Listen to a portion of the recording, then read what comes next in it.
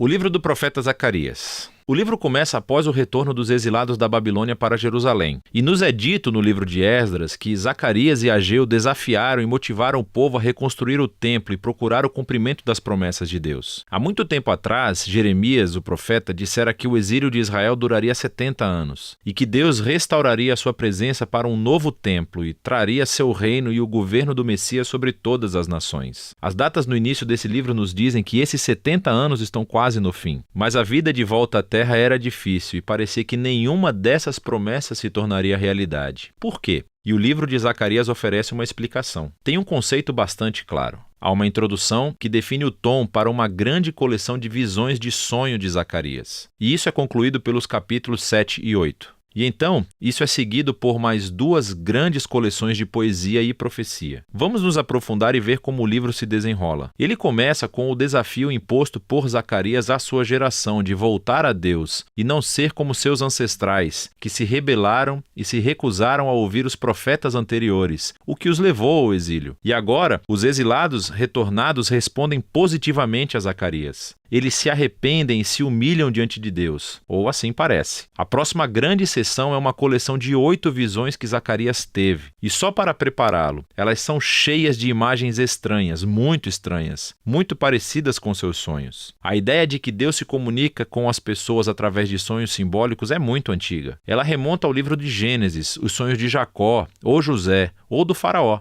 Estes deram significado aos eventos atuais da época, mas também abriram uma janela para o futuro. E assim, Zacarias tem os seus próprios sonhos. E eles foram organizados nesse conceito simétrico muito legal. A primeira e a última visão são acerca de 4 cavaleiros. Eles são como guardas, patrulhando o mundo em nome de Deus. E é uma representação da vigilância atenta de Deus sobre as nações. O relatório é que o mundo está em paz. E, na época de Zacarias, isso se refere a como Deus levantou a Pérsia para conquistar a Babilônia e trazer paz. E então a questão surge agora. Os 70 anos do exílio de Israel estão quase no fim. Agora é a hora do reino messiânico em Jerusalém? E Deus responde dizendo que ele está determinado a cumprir essas promessas. Mas ele deixa essa questão do tempo sem resposta. A segunda e a sétima visões estão emparelhadas porque ambas são reflexões sobre o pecado passado de Israel que levou ao exílio. Então, a segunda visão é sobre esses chifres que simbolizam as nações que atacaram e depois dispersaram Israel, Assíria e Babilônia. Mas então esses chifres ou impérios estão espalhados por um grupo de ferreiros, uma imagem para a Pérsia. O sétimo sonho é sobre uma mulher em uma cesta, e nos dizem que ela é o símbolo dos séculos de rebelião da aliança de Israel. E então, essa mulher é levada para a Babilônia por outras mulheres que carregam a cesta voando com asas de cegonha. Isso é tão estranho. A terceira e a sexta visões estão emparelhadas, pois ambas são sobre a reconstrução de uma nova Jerusalém. Então um bom homem está medindo a cidade. É uma imagem da promessa de Deus de que Jerusalém será reconstruída e se tornará um farol para as nações, que se unirão ao povo de Deus em adoração. E então o sexto sonho é sobre um pergaminho que voa e volta da Nova Jerusalém, punindo ladrões e mentirosos. A ideia é que a Nova Jerusalém é um lugar que é purificado do pecado pelas Escrituras. A quarta e a quinta visões estão no centro dessa coleção, e elas são sobre os 2 líderes principais dentre os exilados retornados, Josué, o sumo sacerdote, e depois Zorobabel, o descendente real de Davi. Então, Josué estava simbolicamente usando o pecado de Israel na forma dessas roupas sujas, mas então elas são retiradas e ele ganha roupas novas e um novo turbante, um símbolo da graça e do perdão de Deus. E então, um anjo diz a Josué que, se ele permanecer fiel a Deus, ele guiará o seu povo, e Josué se tornará um símbolo do futuro rei messiânico. A outra visão é sobre 2 oliveiras que fornecem óleo para essa lâmpada de ouro elaborada, e em si é um símbolo do olhar atento de Deus sobre o seu povo. E essas 2 árvores simbolizam os 2 líderes ungidos, Josué e depois Zorobabel, que lideram os esforços de reconstrução do templo. E Deus diz que o sucesso não virá a este novo templo se for o resultado apenas de manobras políticas. Em vez disso, esses 2 líderes devem depender da obra do Espírito de Deus. As visões chegam ao fim com uma visão de bônus do profeta e retoma os temas das 4ª e 5ª visões centrais. É Josué, o sumo sacerdote, novamente, e ele recebe uma coroa e é apresentado como um símbolo do futuro Messias, que também será um sacerdote sobre o reino de Deus. Deus. E então Zacarias encerra tudo, dizendo que todas essas visões serão cumpridas somente se a geração atual for fiel a Deus e obedecer aos termos da aliança. E assim, todos juntos, essas três visões enfatizam como a vinda do reino messiânico está condicionada a que essa geração seja fiel a Deus, o que leva à conclusão dos sonhos. É outro desafio para Zacarias. E um grupo de israelitas vem e eles estão de luto pela destruição do antigo templo por quase 70 anos. E eles perguntam a ele: é hora de parar o luto? Quero dizer, o reino de Deus virá em breve? E Zacarias os lembra novamente de como os seus ancestrais rejeitaram o chamado de Deus através dos profetas, o que os levou ao exílio. E assim ele os desafia também. Ele diz que essa geração só verá o reino messiânico se buscar a justiça e a paz e permanecer fiel à aliança. Então, em outras palavras, Zacarias inverte a questão. Ele pergunta: vocês se tornarão o tipo de povo que está pronto para receber e participar do reino de Deus? E essa questão é deixada no ar. As pessoas não respondem e o livro simplesmente segue em frente. E assim chegamos às sessões finais, que são muito diferentes dos capítulos 1 a 8. Cada sessão é uma colagem caleidoscópica de poemas e imagens sobre o futuro reino messiânico. O primeiro, os capítulos de 9 a 11, descreve a vinda do rei messiânico humilde, que está montando um jumento na vinda para a Nova Jerusalém para estabelecer o reino de Deus sobre as nações. Mas então, de repente, esse rei é simbolizado como um pastor sobre o rebanho de Israel. E então ele é rejeitado, primeiro pelo seu próprio povo, mas também pelos seus líderes, que também são simbolizados como pastores. E assim Deus entrega Israel a esses pastores corruptos. E isso levanta a questão: será que a rejeição de Israel ao seu rei durará para sempre? E a seção final, dos capítulos 12 a 14, diz que não. É outro mosaico de poemas e imagens sobre o futuro reino messiânico. E eles descrevem uma nova Jerusalém como um lugar onde a justiça de Deus finalmente confrontará e derrotará o mal entre as nações. É muito semelhante aos mesmos temas do profeta Joel ou Ezequiel. Mas então Deus também confrontará a rebelião dentro dos corações do seu próprio povo. Ele vai derramar o seu espírito sobre eles, diz ele, para que eles possam se arrepender e lamentar o fato de que eles se rebelaram e rejeitaram seu pastor messiânico. O capítulo final conclui com a Nova Jerusalém como o ponto de encontro para todas as nações. E então essa cidade se torna um novo jardim do Éden. E há um rio de água viva fluindo do templo, trazendo cura para toda a criação. E é assim que o livro termina. E assim Zacarias apenas deixa você refletir sobre a conexão entre os capítulos de 1 a 8 e de 9 a 14. E o objetivo parece ser que esse futuro reino messiânico da segunda metade do livro só virá quando o povo de Deus for fiel à aliança, o objetivo da primeira metade. Ler o livro de Zacarias é uma viagem emocionante. Essas visões e poemas estão cheios de imagens surpreendentes e não seguem um fluxo linear de pensamento. E isso é parte do objetivo. É como a história e as nossas vidas. Nem sempre se encaixam em padrões puros e ordenados. Mas os profetas nos oferecem vislumbres da mão de Deus no trabalho, guiando a história em direção aos seus próprios propósitos. E por fim, Zacarias nos convida a olhar para o caos e esperar a vinda do reino de Deus, que deve motivar a fidelidade no presente. E é disso que se trata o livro de Zacarias.